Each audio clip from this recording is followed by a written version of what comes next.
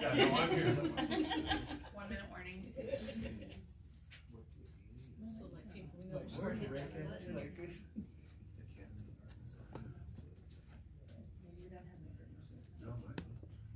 You will when I turn them off. Oh, okay. I was like, mine's never been turned off before. I've never seen the light. I have the ejection seat too. So. Did you come up with that? Daniel. Ejection seat. I want to hit the button. See what happens. Ooh, sorry, Brad. That's right. You only heard from Somebody the can say on the executive session. A little tube comes down and surrounds you. All What right. was that with 6, are you ready?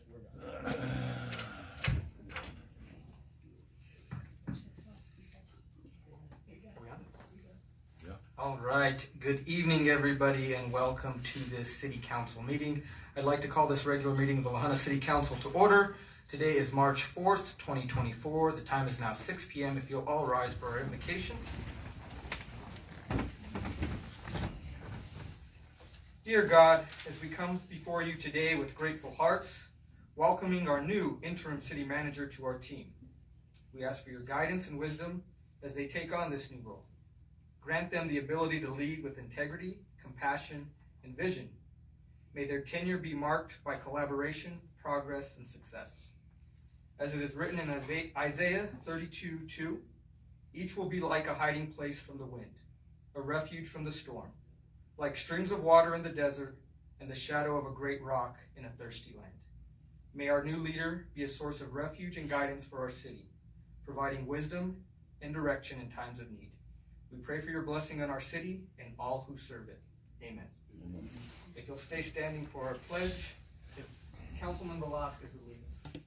I pledge allegiance to the flag of the United States of America and to the republic for which it stands, one nation under God, indivisible, with liberty and justice for all. Mrs. Schofield. Ramirez, Velasquez, Present. Stoker, Present. Ayala, Present.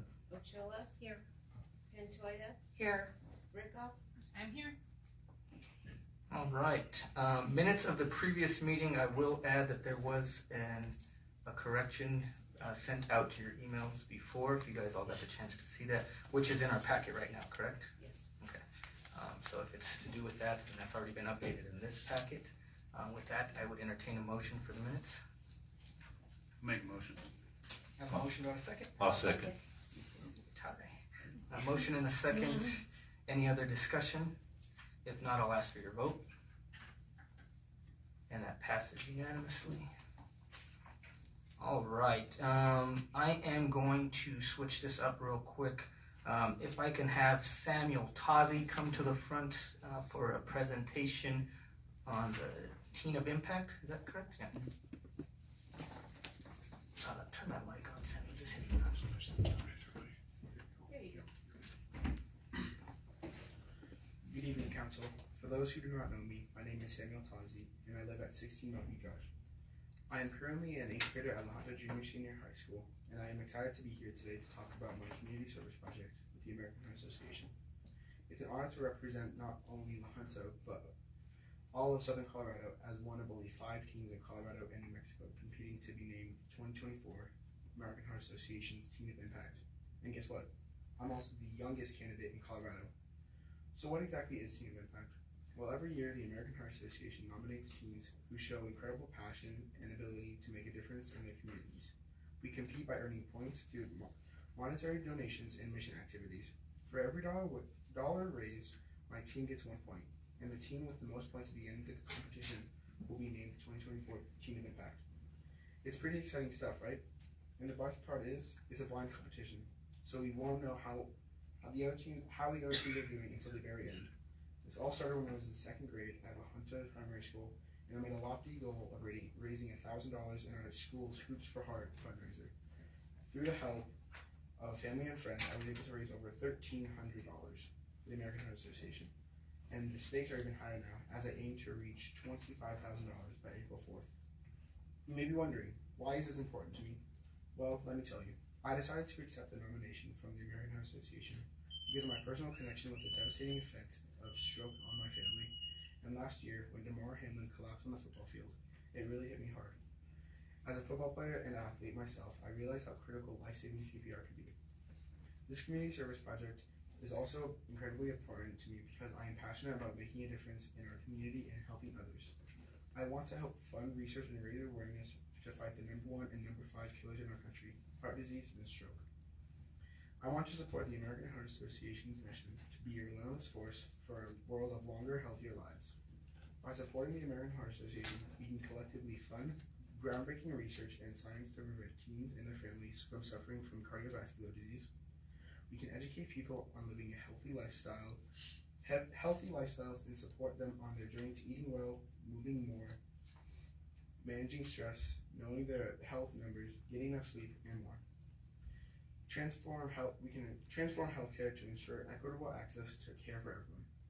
We can advocate the legislative policies that bolster the health of our communities, and we can equip more people with the knowledge they need to save lives through CPR. Plus, the project isn't just about making a difference in the world. It's also about gaining experience in community service hours that will help me stand out on my college applications and in future endeavors. Together with organizations like the American Heart Association and the support of our community, we can make a real difference in fighting against heart disease and stroke. For anyone who would like to follow along with my campaign progress, you can find my campaign page on Facebook, or you can reach out to me or my team and we can provide you with more information. Thank you all so much for your time and attention this evening. I'm happy to answer any questions you might have. Anyone have any questions for Samuel? I did before you started talking, but that was a very good presentation, and I think you answered all of my questions. I wanted to know why you're passionate about it and how the whole thing works. So instead of a question, I just have a kudos. Well done. Thank you. Good job, Samuel. Good luck. Yeah. And keep us updated on how everything goes. You're representing us well. I do believe that. Thank you. Thank you. Thanks, Sam.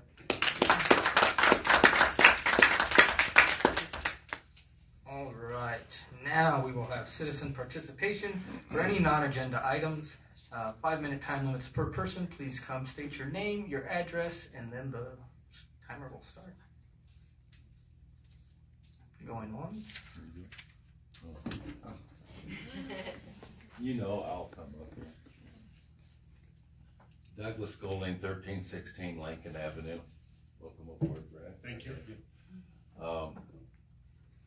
Other than the redo of Carson from 1st to 5th, I haven't seen much in the way of street repair for a couple of years around here, and I don't need to elaborate on the condition. Everybody's aware of the conditions of the streets. I know we're not supposed to repair holes, but when you drive around on one that's 1.5 feet deep and it's gonna throw your tire off if you hit it. It was on my gravel street. I filled it in with gravel.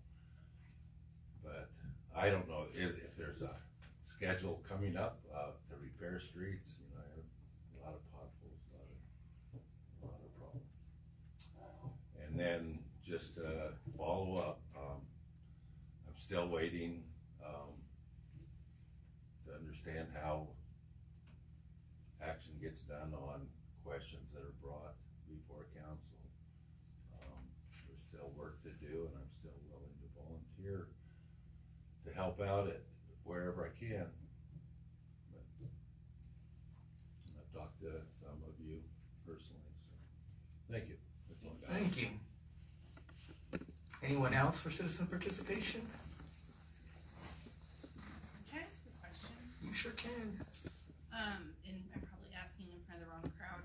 Or this is probably a Dean question, but why is it only on non-agenda items, the citizen participation?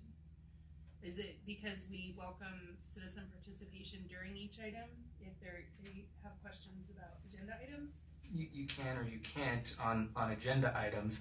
However, agenda items are people that want to be placed on the agenda in advance of the meeting. So citizen participation would be like, hey, I'm here for a specific reason. They didn't get a hold of anybody. We don't know what they're here for, but they Got it. still have the time to state their grievances for whatever the Okay. issue is. But a citizen can participate on any agenda item as well. At any. It could, if we're seeking input from the citizens. A lot of times this is more the town hall session of it. When we get into agenda items, that should just be us and whoever's presenting their agenda at that time. Sometimes I will allow a question from the audience during a certain agenda item, just because we don't really have anything that gets too, in depth. But sometimes I believe it wasn't that long ago, Mr. Vila asked a question. I'm like, we're not taking questions at this time. Sure. Okay. Sure, I think the way it's worded, it sort of makes it look like whatever's on our agenda, we're not open to hearing any other input, and it's nothing specific that's on here at this point. It's just a general question about citizen participation. Yeah, this is their uninterrupted time. Gotcha. Okay. Citizen participation. In the future, if they do have questions on certain items, we just We can take it back. interrupt them. Yeah. Okay. Good. Okay. New business. Oh, no, it's not. I'm sorry. Mr. Cordova, if you would come to the front. I kind of switched some stuff around, so I almost forgot about you. Stephen Cordova, Total Concept. I'll let you do an introduction, but just so the audience is aware, Mr. Cordova and a couple other entities received a letter. We have a little bit of a crime issue. I don't think it's unfair to say in our town. We are trying to work on ways to be creative and do some work together with everybody and not just pass the buck, I think would be a good terminology there. If we can work together with homeowners and property owners in ways to get creative on camera systems and a whole bunch of other things. I think council was provided the letters that got sent out, and Mr. Cordova reached out. He said he would like to come be on our agenda and speak about his letter and his ideas on how we can do better moving forward. Is that correct, Mr. Cordova? Absolutely. Thank you, Mayor. Hello, nice to see you all, council members. I believe I know almost all of you except Jeremy. I don't think I've yet met you, so. Jeremiah, sorry about that. Older eyes need better glasses, sir. So, thank you, Jeremiah. My name is Steve Cordova. I'm the Executive Director of Total Concept. We used to be called Tri-County Housing.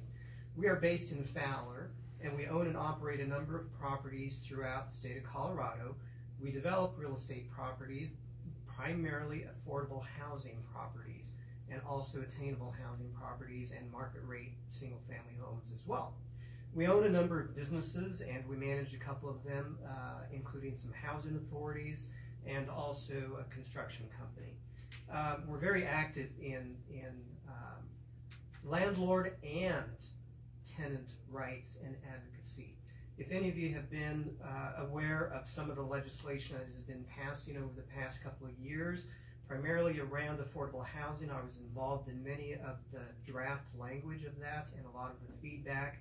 But I do have to say that many of the teeth that landlords had were taken away, particularly during the pandemic.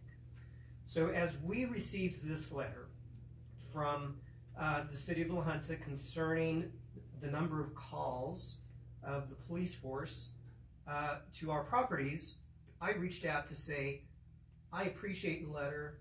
I agree there is a problem.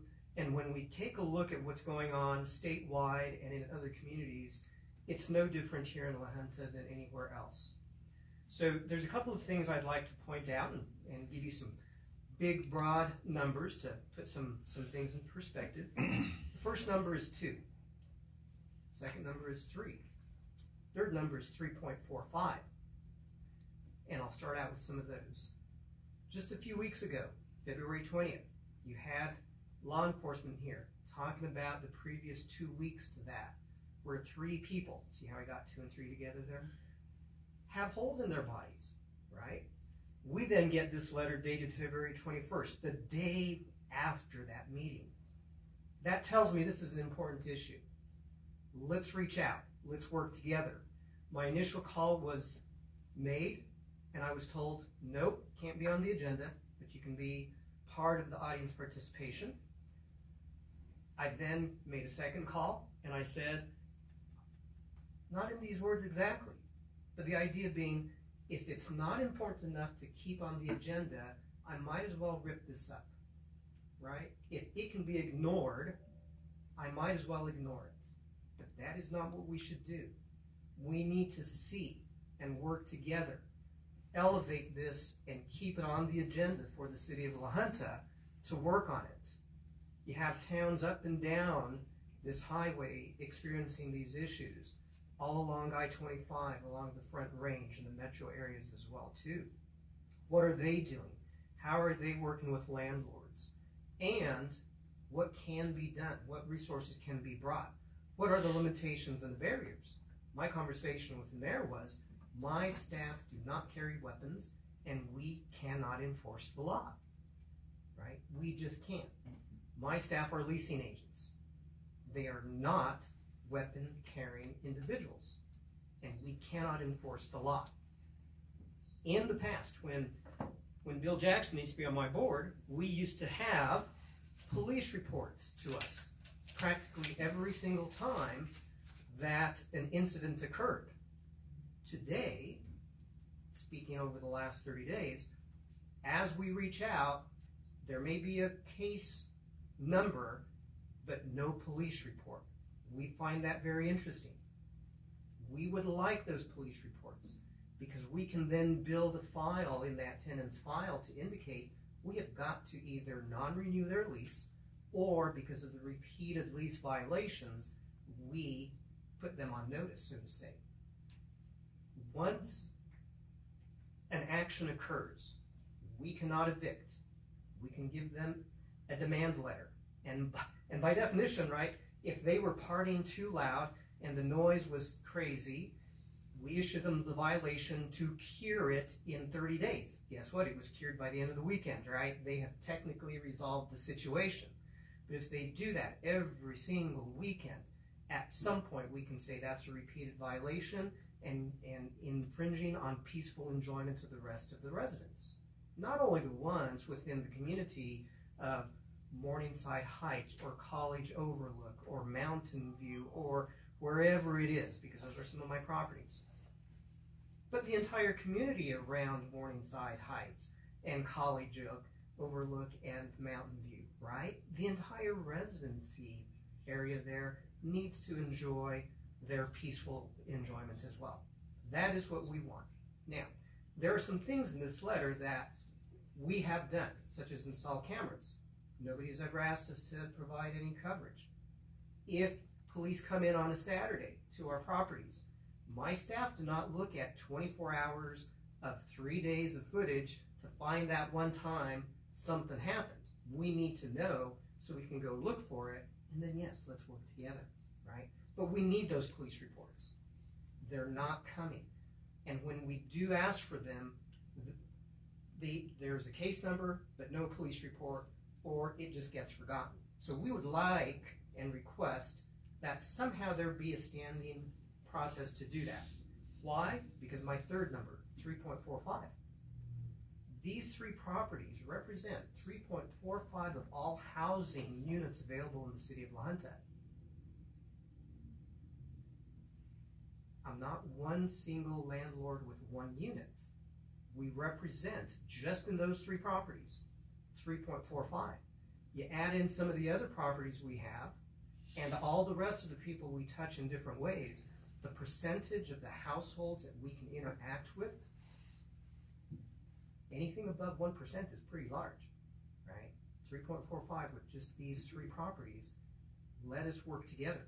How many other landlords are there that have that type of penetration into the market? Maybe 4 or 5 more. It would be very simple for a task force to come together, focusing in on 10 to 20% of the entire population, housing units available in the city of La Junta, and we could eradicate or address perhaps 80% of the situations that are occurring. This is what we call the Pareto principle, the 80-20 rule, what we usually call it, right? 20% account for 80% of the effect. How do we distinguish who those 20% are to alleviate 80% of what's going on? So how do we do that? Pueblo, for example, is developing a real-time crime center, and there are other towns that are doing those types of things. I'm very interested in knowing how and what ideas is the City of La Junta, law enforcement, and the surrounding Otero County Sheriff's Department doing in relation to some real-time crime intervention. And I get that not every crime rises to the level where you need to go see it right away. So there are some things that I would like some answers to as well, in addition to just saying what I said. It would be very interesting to know what the trends for these properties have been over the last 5 years. We did have this thing called COVID, and is the interaction more or less over those last 5 years? What type of citations were issued and fines assessed?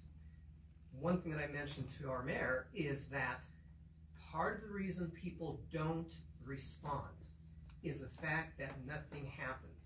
Sometimes my staff go back to their property and say, hey, I heard that the police were here. What happened? We don't even want to talk to them because nothing happens. We've got to get beyond that, right? I'm a tough on crime guy. I'm sorry if that offends anybody. But people have to have natural consequences, and only a notice and a notice and a notice just does not cut it. These offenders need to pay a price, whatever that is. And it could be very useful, such as domestic violence intervention. How many of these calls were due to domestic violence? One of my properties was visited on average 2 times per year per residency. Did everybody, every address who got visited twice this last year get a letter? Now, the reason I say that is because that property is specifically for disabled individuals, physically, mentally, and developmentally, right? So how many of those calls were due to perpetration upon those residents? We cannot continue to allow perpetrators to infiltrate and just keep getting away with that. So what were these calls? What were the severity of these? Every one of those should have been issued a citation or a fine, and there should have been some action on those. Now, part of my conversation with the mayor was, well, we all point fingers at each other because whoever it is, the next layer up in the whole system is tough, is easier. And then finally, the judicial system, same thing. And we face that too, even in evictions. Our attorney out of Denver that specializes in nothing but rental evictions statewide, huge organization, huge company, they were surprised at our last eviction where the judge nullified it and allowed the person additional chances. And this is one of these people who I'm sure our police department has been in contact with a multitude of times. So up and down the chain, from the resident to the landlord, to the police department, to the DA, to the rural legal services, to the judge. We all need to get tougher on crime. Again, I apologize if we're not a tough on crime council, but I believe we have got to get these things under control. And with that, I'm happy to answer any questions you might have. Before we get to questions, I just want to say Police Chief Todd Quick wanted to be here tonight. He had some family stuff he had to attend to, so he wanted to be here, and he would have had some solid numbers for us. So I'm sure he'll review this, and we'll get with you and let you know for sure what's going on with the police reports. When you do say nothing happens, me and you did discuss this a little bit, like our officers could very well be making arrests, and those people could be getting out that same day or the next day. And we have no control over that. That's where I said, sometimes that blame game. Well, it was the DA that did a PR bond. Well, the judge did this and this, that. And you've said, I go through the same process with violent people that are doing things and they're back at the residence the next day. So I don't think anyone here is soft on crime. I can't speak for anyone like that. So I think you're in a good company. There was a miscommunication on why you wanted to be on versus that. And I think we got that solved. And I think the main thing is that we do try to work together, not just with you, but with also private landlords that have a lot of residences and stuff like that. finding a way that we can help take back this town before it gets too far gone from us. And it starts with tough conversations, and it starts with, as Mr. Cordova said, bringing to the forefront every chance you get. So if there's any questions for Mr. Cordova, now's a great time to ask. But just know that information from the PD, it was supposed to be here tonight, but we just don't have it right now. How many police interactions in the negative would it take for it to be deemed a nuisance property and you could take action at that point? Or have you ever taken action with a nuisance property or clientele? So a nuisance is an ordinance, correct? So it depends on what your ordinance in relation to what a nuisance is defined as. What is that? We should ask our attorney.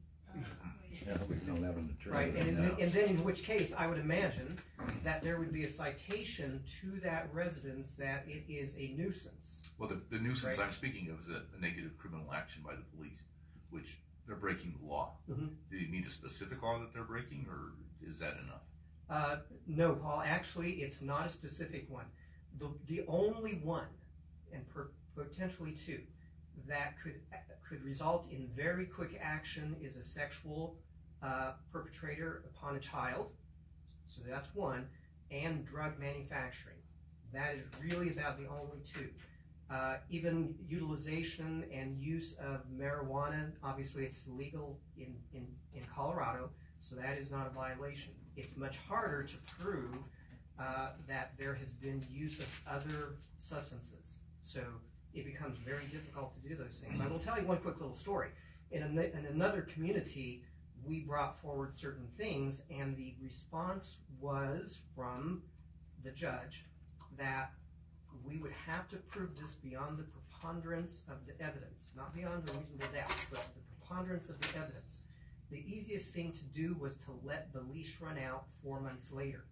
Everybody had to suffer with the interactions of this individual and those activities until there's a black and white, the lease is finished, and then we have to go through the eviction process, which took another 6 months. So that's the long answer to your question. There is only maybe two things, but other than that, we have to give 30-day notice, we have to give them a demand letter. Then in this day and age, with this year's or last year's legislation, there's now a mediation process requiring at least a 30-day process as well too.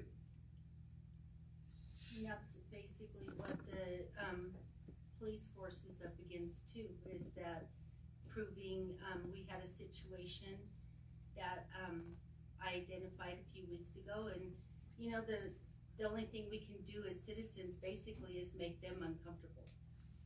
Let them know we know what you're up to, and keep an eye on them. And I can honestly say that the La Junta PD has been amazing at patrolling, and they do have a case number, and anytime that someone calls, it's going into it, so it's basically not like a police report, but they can refer back to that case number, and any call or anything, paperwork is within that case number.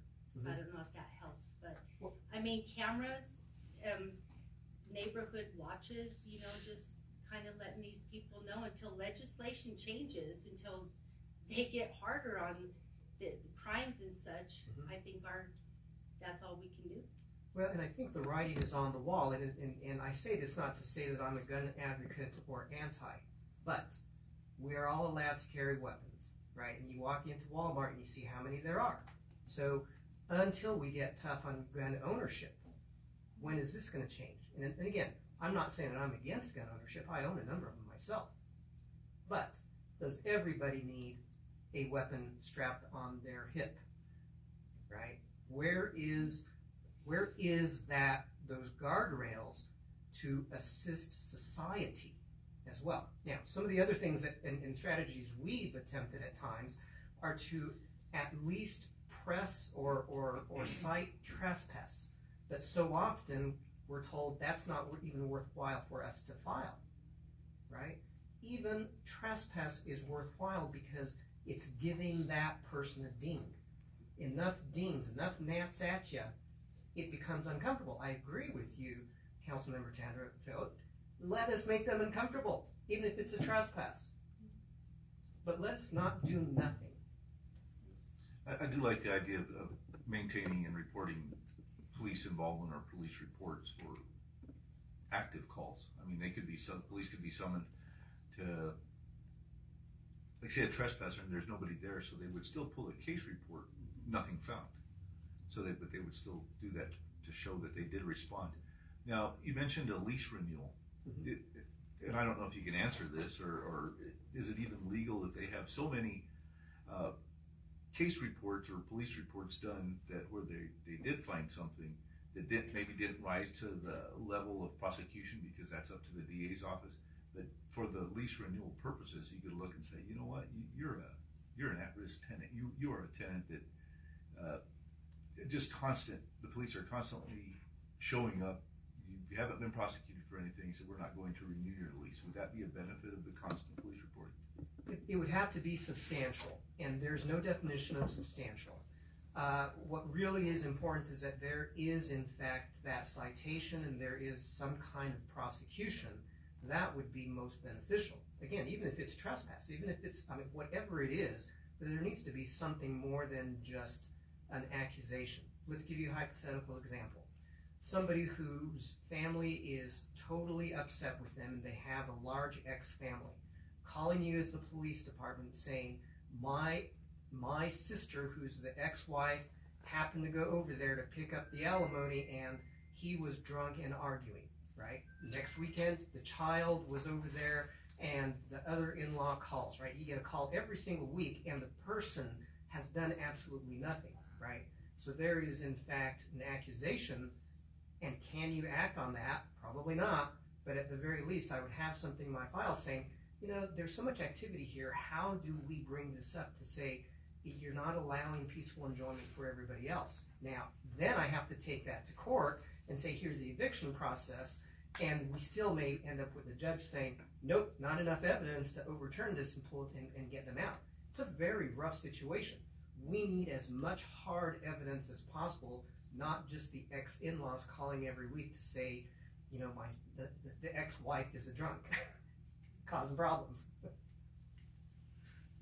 Mr. Mayor, I do believe we do have a meeting set up tomorrow, Wednesday. That's with a different group. That's with a different group, Yes. so we can maybe take some of this as well. Yes.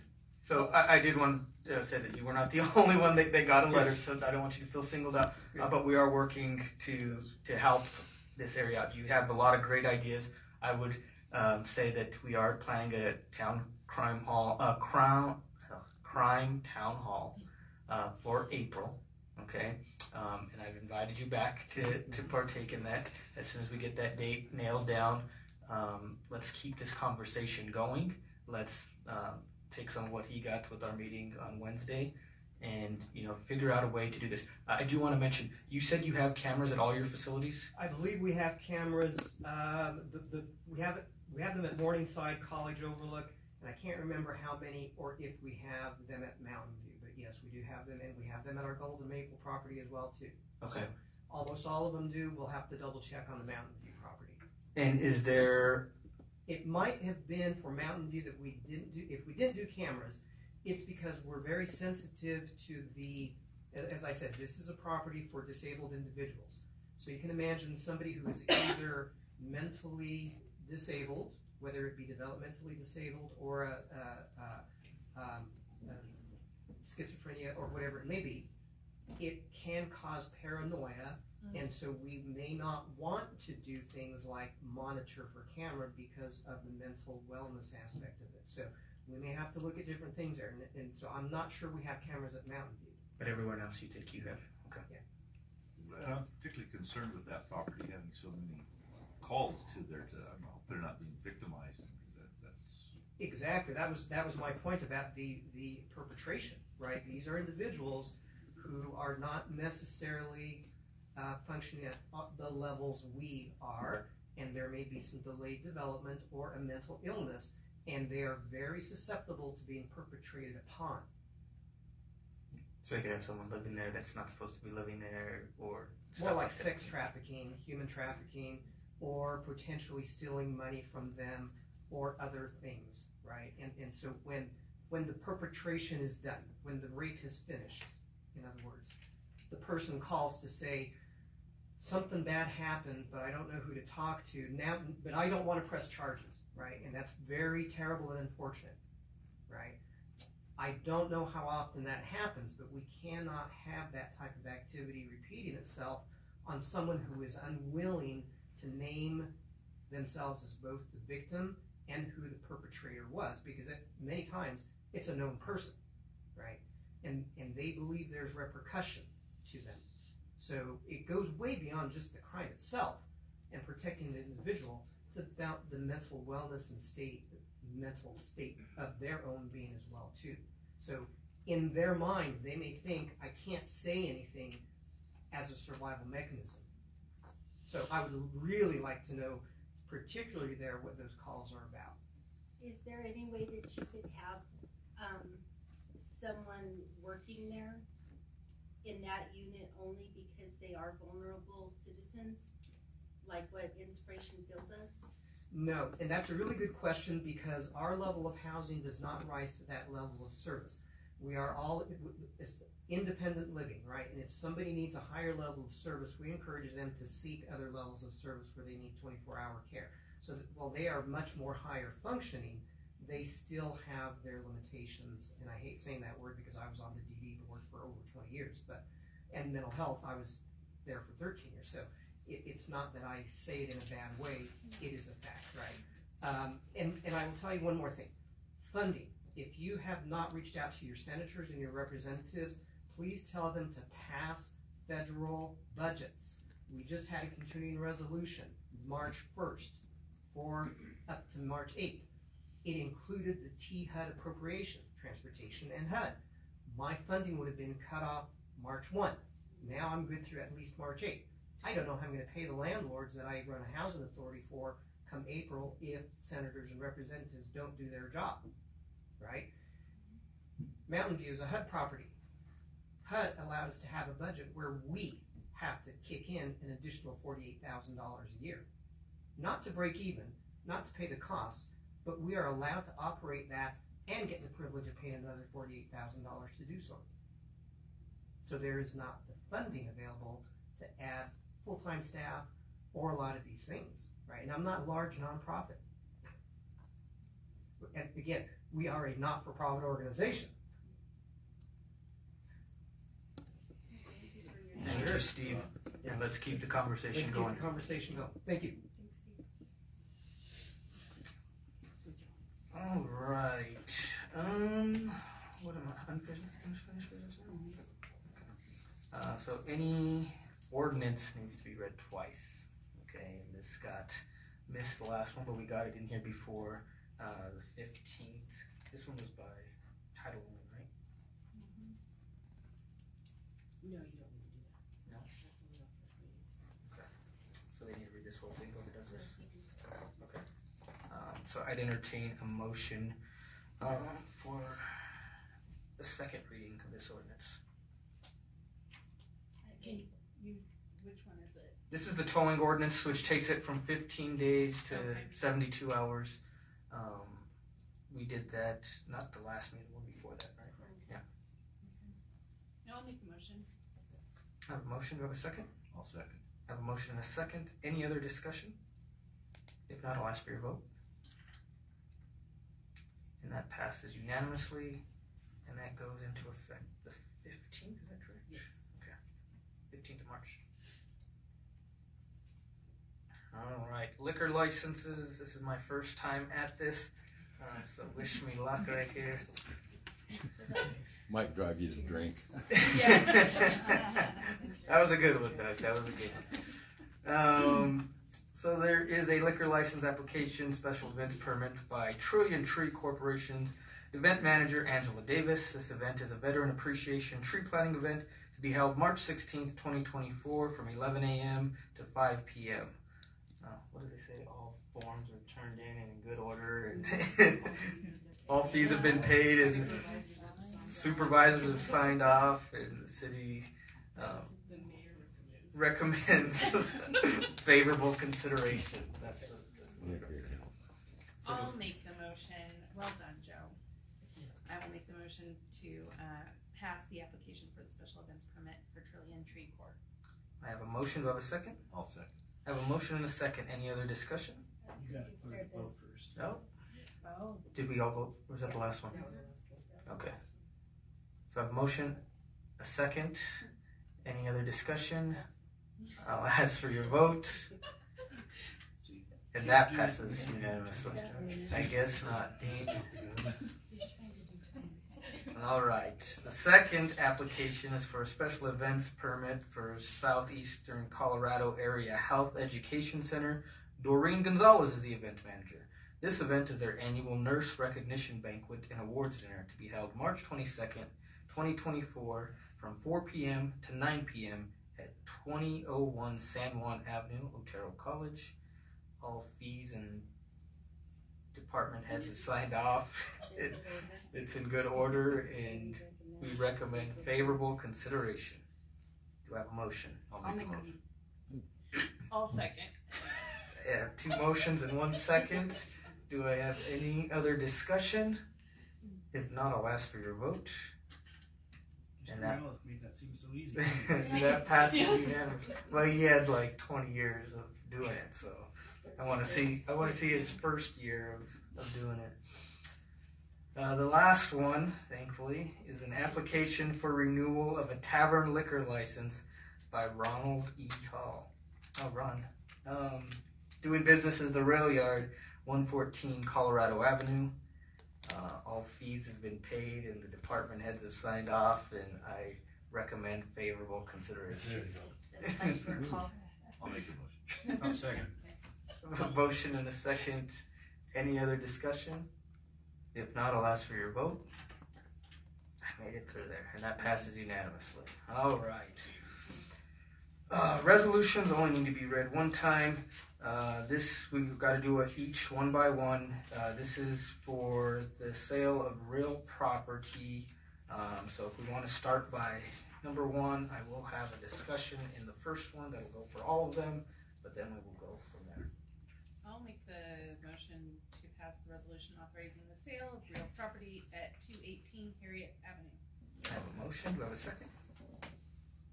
I'll second. I have a motion and a second. Any discussion? And the discussion comes from our fellow councilman, Mr. Ramirez, who is not able to be with us tonight. He wanted to know, and maybe Brad knows, maybe he doesn't. He wanted to know when we got in the process of putting these out for sealed bid.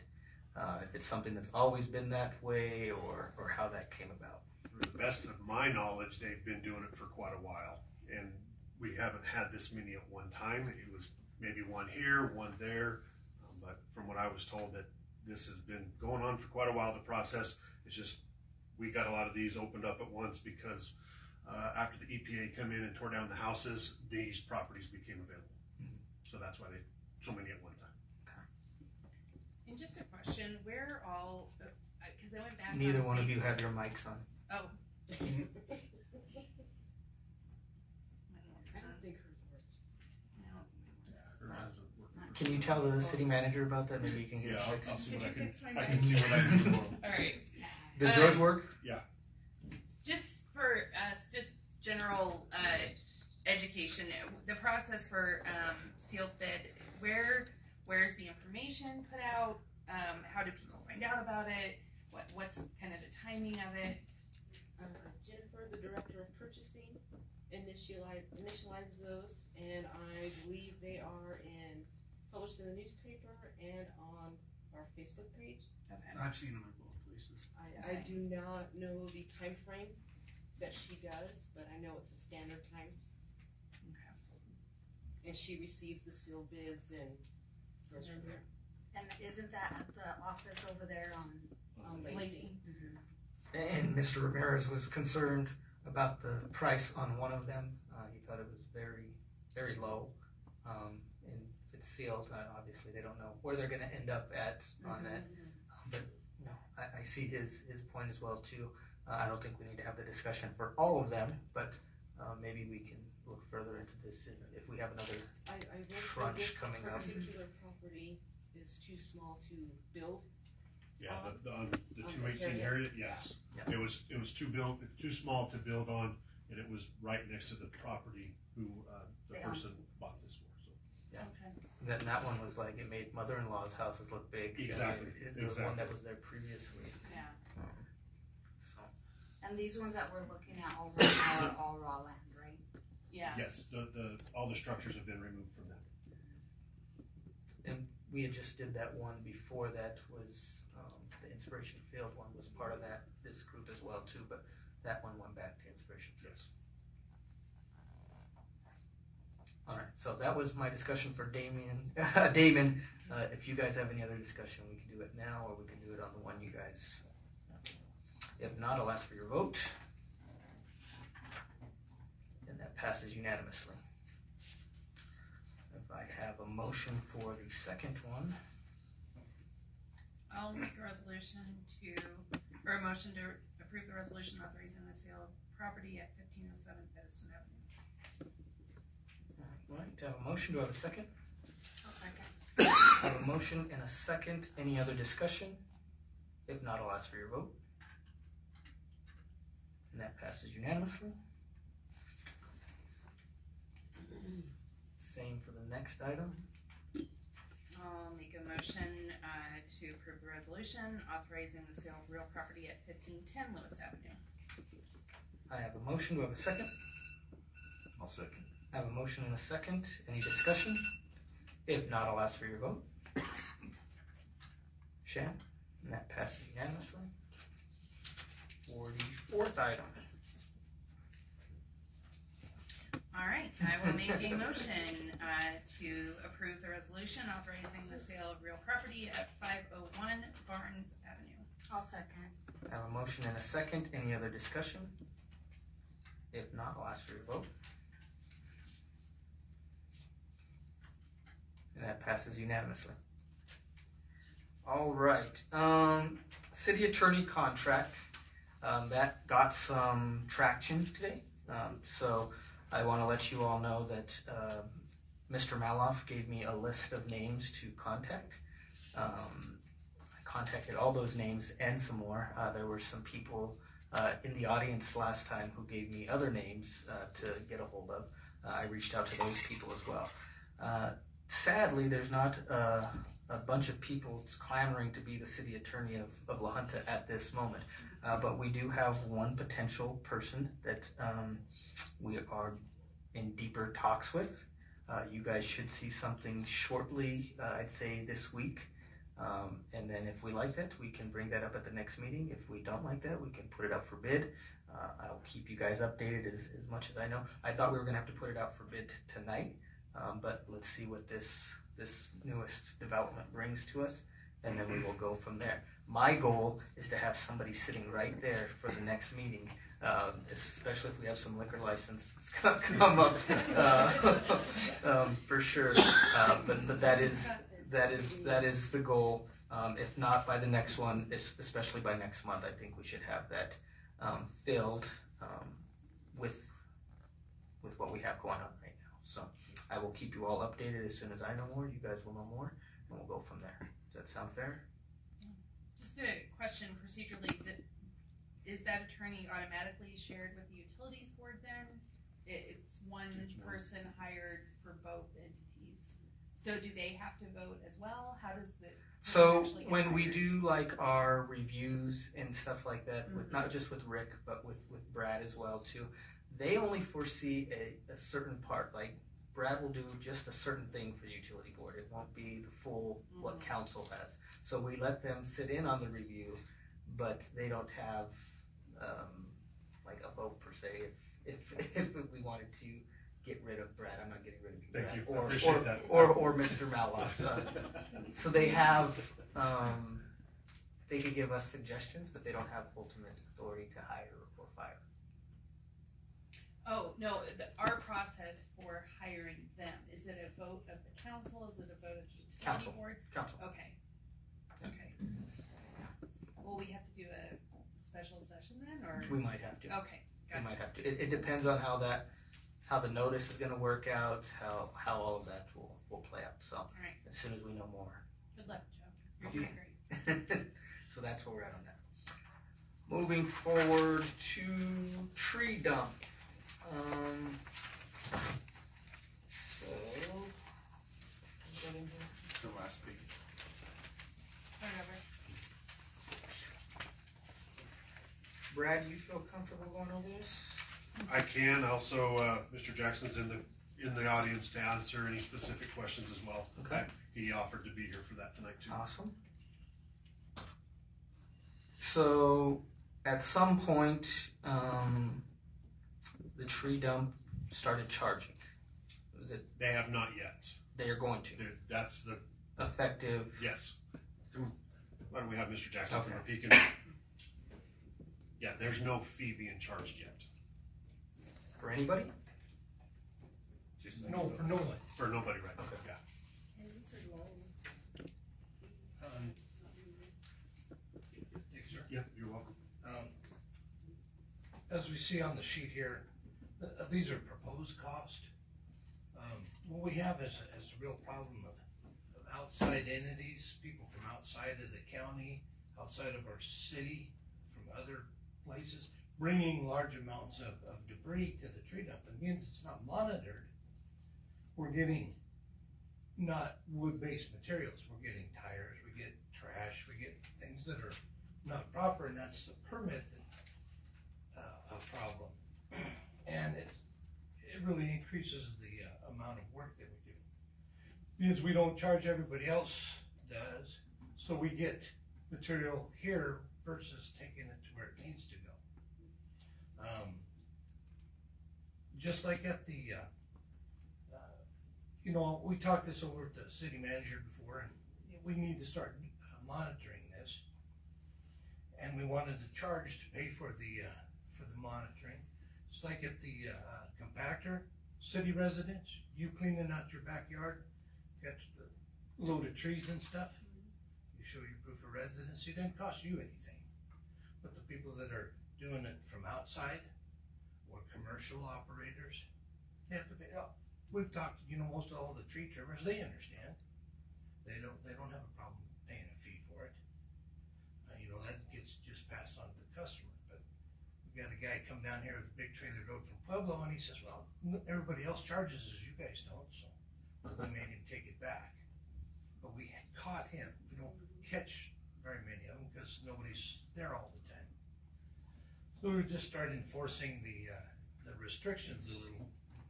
That enables us to enforce the rules of the tree dump.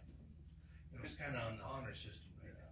And the other thing too is, when they do burn it, to stay in compliance with burn permit process, when this other debris and stuff's in there, it violates that, which in turn could get us in trouble down the road. Yeah, you'd have to shut the tree dump down. Yeah. And, other places have tree dumps, and they charge for it. Otero County landfill charges for it, so they said, well, we'll just bring it over here. Even the county brings stuff to the tree dump, and we would do just like they do, charge them so much per cubic yard or by load. But see, that's what we would ask the council for, is, council approves fees for city services. Like we do with the courts and everything. Yes. So that would be a recommendation when you say that we propose those costs. That is something we'd like the council to say yes, or is this we've done a comparison of fees around, and these are just like everybody else's. When would you like this to go into effect? Well, as soon as we can get the thing done, I would like to put up a sign and say in April 1st, we are going to start to charge. We haven't done any of that yet. Everybody knows that we're thinking about it, but I'd like to put up a sign and say, April 1st, these are going to be the charges for this stuff. Do we want to talk about it anymore? Do you guys have any other questions on it? Yeah, well, I just want to clarify, you said there's no charge for the city of Wahana residents, just like the compactor, but you got to show a proof of residency. Correct? Yes, sir.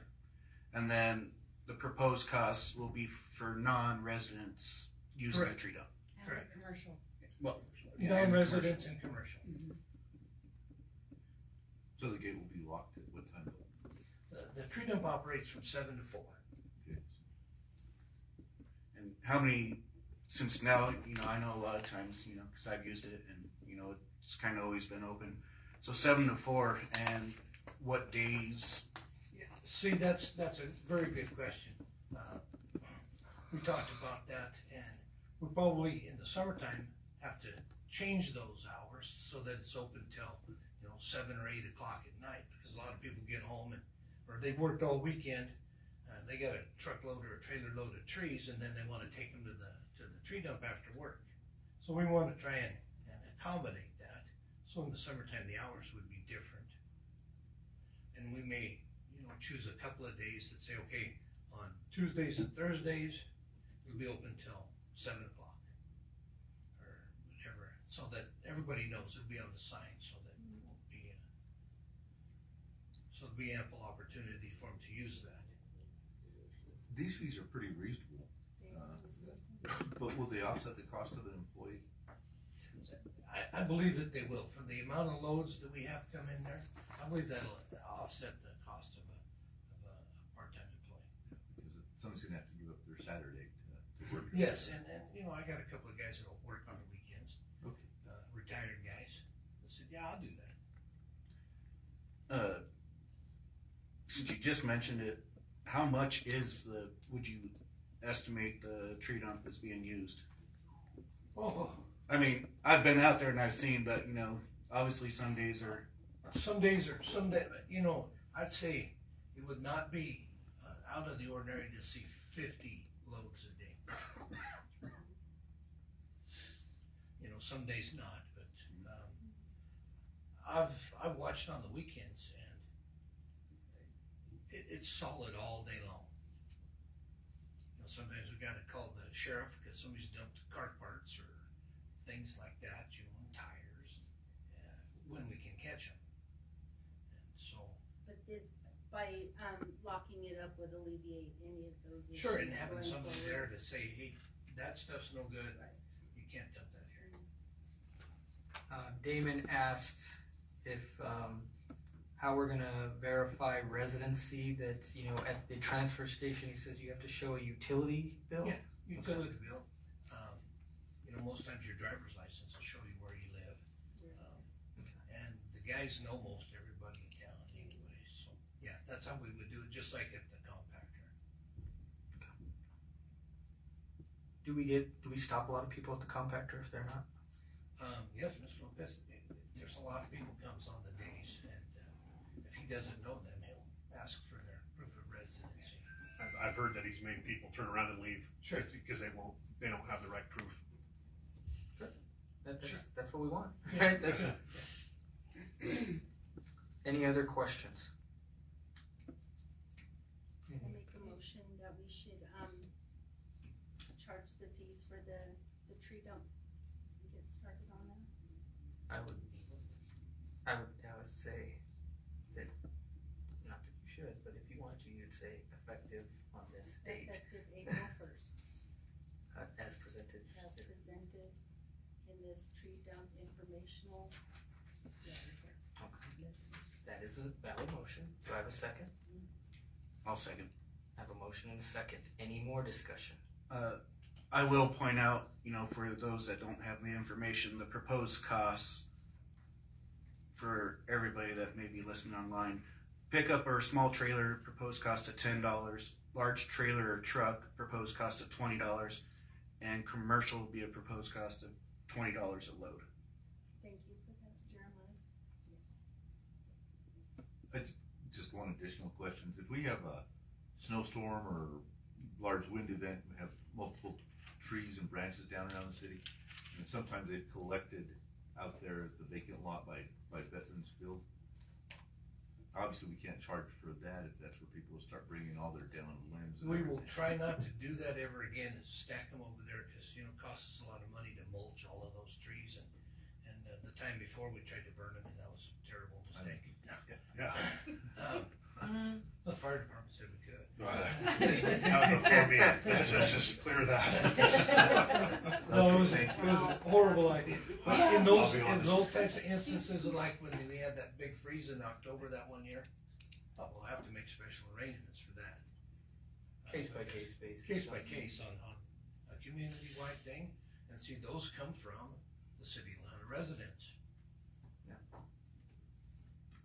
All right, so motion, second, discussion, anything else? If not, I'll ask for your vote. And that passes unanimously. Thank you very much. Thank you. Thank you, Mr. Jackson. Committee and board reports. Any committee and board reports? I don't think we've met yet. I have one. Okay. Finally, the tree board met. So that was all had been put on hold for a while due to us waiting for 2A to see if it would pass. We met and we discussed the tree program at the city park, how they're taking down some of those diseased elms and we'll be replacing them with more colorful trees. They will be lining the brick and tile park trail with different trees that will be non-invasive down there and a lot more colorful. And so right now they're looking at 40 plus trees planted or going to be planted this year. And they're looking at the color versus the native or semi-native species for down and around there. We discussed the 50-50 tree removal program, and we decided that we will try to incorporate that in this year or the next year because it was very beneficial to homeowners or business owners who couldn't really pay the full fee for that. So there we go. And I just want to add on the brick and tile park, there's a lot of people that were upset about the removal of the trees that were down there. But really the work that's being put into, you know, reforesting that area is not light work. I mean, they're trying to get things that are colorful, but then less maintenance with water and not invasive. And it's a deep study on how they're going to do this. So they're not taking this job lightly. They didn't do it just on a whim, like, hey, we're taking all this out. No, they're really taking their time and they're going to make it to where it's going to last a very long time. And it's, you know, right for the animals. And they're looking at this from a really big picture. So thank you guys for doing all of that. Steve and Tim Van Hook and their worker that was there. I mean, these guys can just rattle off names of trees, the biological name of trees, not just this is a purple tree or it's lilac. And so they really have an extensive plan on what they're going to be doing down there. And in a few years, it'll be beautiful. Any other committee and board reports? If not, it is the time that Brad has been waiting for a very long time. The city manager comments. Mr. Davidson. You know, first of all, thank you. This is going to be a great adventure, and I look forward to working with you guys and doing whatever we can do to keep things moving forward and stay afloat. That's what I told everybody today. We're going to keep the ship in the same direction and just keep going forward. The only one thing that I basically had, because this is just day number 2, is to remind the council about CML. That's coming up. If you're interested in going or whatever, please see Melanie and your packets and everything to make sure you guys are lined up for that. Other than that, I did meet with my supervisors this morning, and we had a very good conversation on goals and expectations and where we want to be going, and it was a good meeting, very positive. So I think we're on the right track on things. So anything from any of you that you would like have me answer or anything like that? Did you find us any more money for our budget? I looked. The tree's not quite bloomed yet. The money tree? The money tree. Talk with Steve Van Hook. That's right. There's probably one out there. There's probably a scientific name for it. It's Yeah. not just a money tree. But I do look forward to this, and thank you guys. Any questions for Mr. Davidson? I do. Sure. Sometimes I'll call Todd, but I wouldn't call him without you first knowing you're having your permission to do so. So if you need a standing agreement or you want me to do it every time. You know, I feel that if you guys need to, you know, that's what you do. That's fine. We had like like I said, we did have a great conversation this morning about communication and keeping things open and going, and I have no issue with that. Okay, thank You're welcome. I did have a conversation with Brad about that as well too, Paul. Yeah. So everything that you had previously will continue with Brad. We agreed. So Yes, we did. I didn't say, hey, Yeah. this is going to be the. Just one last thing. There was a big fire over the weekend down in Los Animas. We did send crews down there. Myself was down there as well after I refereed a basketball game in Denver, made the trip home, changed clothes, and I went to work for a little while. So without the cooperation of all the surrounding agencies, I mean, there was agencies from Hugo down to Springfield, as far as Lamar, almost the state line, all the way up. The state did call in a task force of 10 engines to come in and 2 hand crews. We had the DOC hand crew down here. We had some other crews. Anyway, without the coordination, and when they made the decision that they may have to evacuate the prison because that was on very close monitoring basis, they did request school buses, and I think we sent some school buses from Lahana. Plus, police department did go down there and assist as well to help with the evacuation of the Fort Lyon facility. We did evacuate 230 some people from there on Saturday, but they were able to go back Saturday night, and we did not have to evacuate them on Sunday when I was down there. So everything worked really good. Just kind of kudos out to all the agencies, law enforcement, the fire agencies, the community of Los Animas for cooperating, and commissioners and everything down there. So just shows that everybody can just work really close together. So it went really well. So it is contained at 1,030 acres is what it ended up burning. So. You know, they caused it. It's under investigation. It is suspicious at this time. It started directly right next to the road on Highway 101, and that's as much as I was able to give out. But it is under investigation. So. Well, it's going to be that time. It's dry and Yes, it is. just windy. And Yeah. Any other questions for Brad? Nope. If not, we'll go to governing body comments. I'll go ahead and start it off. Let's go, John. For once. Just want to say welcome to Brad. You know, look forward to working with you in this position. I did want to, kind of point out, obviously the vote for the interim city manager wasn't unanimous. And I don't want to speak for the other votes, but I'm pretty sure we all support Brad fully. And, we're kind of elected to have different opinions. And I don't think anybody elected us to have the same opinions as everybody. So, but just because there was a different vote doesn't mean we don't support Brad, and we're here for him. And I'll leave that one there. And second, I will bring up, I did go to the Brick and Tile Park over the weekends several times. It's really nice, looks good. Or shall I say Rick and Tile Park. One thing I do want to point out in my travels there, and we've seen, is motorized vehicles. They are not allowed on the Brick and Tile Trail. As a matter of fact, there's some that are, if they're not even allowed in the city streets, they shouldn't be on our trail. So just keep that in mind. I do know we talked about bicycles and scooters being allowed. Just kind of be safe with that, watch the pedestrians. But I did want to point out, and I do know I spoke to Brock, and the signs are there now, we're getting there, of no motorized vehicles. So I just wanted to bring that up because I know we had an issue 2 weeks ago.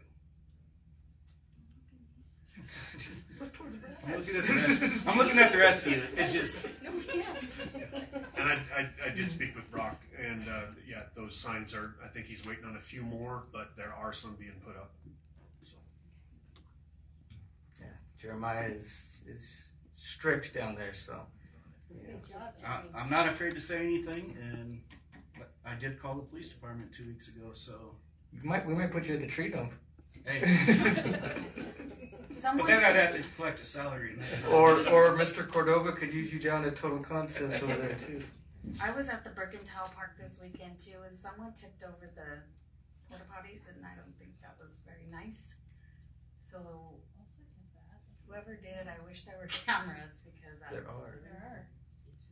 Right there. There are. Well, they did get tipped this weekend. Okay, But so I saw they were if back you don't up. mind me asking, was Did it the wind that hit wind, it? was the wind was strong enough they could have, Possibly. but I don't know that for a fact. Yeah, But possibly. you're right. But they were upright today. had a question on emergency response. If say somebody goes down, is there any type of color coordination along the park to where somebody can call and say, I'm in the blue section, I'm in the green section? No, and that's a good point. Brock and I have been talking, we started talking actually Friday morning about it a little bit, and we haven't decided how we're going to come up with something of maybe a color coordination or a signage of, this is this area, kind of so when people call and identify, because something happens, people kind of panic and, they don't know if they're between 5th and 3rd Street or 1st Street, and they're all the way up at 10th Street. So we are going to be working on a little process, hopefully by the end of this week, of coming up with some type of identification. Well, the trail's wonderful, but we just got to iron out these little. And another one, we had a gentleman come and complain about speed, Gil Escobar, on that 3rd Street, and that was before we had the crossing there. So I think we should make sure we have a speed limit sign posted right, maybe after the loafing jug or something, just because they're coming into that area. I'll pass that on to the engineer to And maybe some heavy pedestrian. Yeah, I did notice that they do have the signs on each side for the crosswalk And the and the white stripes, but maybe a little more or something. So I'll have them look into that and see what needs to be done. And people have, at least the times I've been out there, the people have been pretty good stopping, for people waiting for the crosswalk. I mean, there are still some people that, don't think they know what those are, but the times I've been across those roads, it's been pretty good, and people going slow through there anyways. I wanted to mention too that Young Ameritown on the road is in Lahana. They're at the Armory, and they'll be there for the next 2 weeks. They're teaching financial literacy to the 5th graders in the valley, and it started today. Yeah, so if you can go, they have a mayor, they have a council, they have A city radio manager. Stores. I just had not an endorsement, but a thank you to Seco News. They've done a tremendous job of keeping us informed as a citizenry.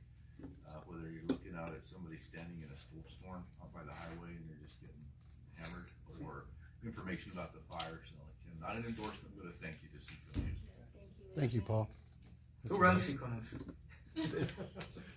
That's what everyone wants to know, right? Adrian Hart. I believe I was giving Guy you a behind the chance for sunglasses. citizen participation. uninterrupted. Technically, I believe it's consulting with. Yeah, that's right. We That's wanna get right. technical. No, Thanks for reading Adrian the does a small good print, job. Jeremiah. Adrian does a great job at reporting, not just for La Junta, but for the whole valley. So thank you for that. Thank you, Joe. Trademark and sunglasses. Any other governing body comments? I do have one that I want to leave with. SGR sent the contract. They sent the contract on the 27th, and I immediately sent it to Dean, and I told him it's not the 29th yet. Please look over this contract and see if you see anything wrong with it. He got it back to me promptly. That has been signed. I talked to Larry Gilly today. He's with SGR, and he plans on him or someone from SGR being at our next council meeting to go over next steps for finding our new city manager. So someone should be at this next meeting for SGR. So we will move forward with that. Thank you. Okay. And with that, I will adjourn this meeting. Thank you all for coming out tonight. Thank you. With your Southeast Colorado news, I'm Adrian Hart.